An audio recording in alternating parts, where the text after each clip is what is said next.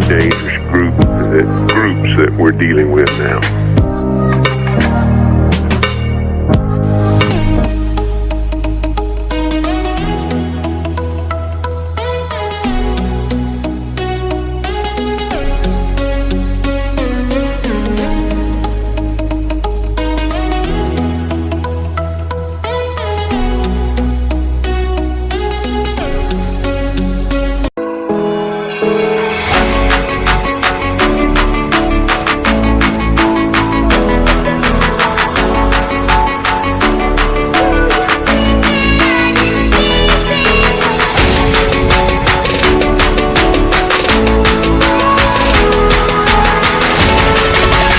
Harmanım, baba nerede çarşafım? Gördüğüm bu paketler benim dermanım. Hoppa yavaşça açıldı fermanım. Sakın kaçma buraya gel la Kezbanım. Adana çocuğu aga şehrimin delisi. Olay büyük kardeş mevzu kendisi.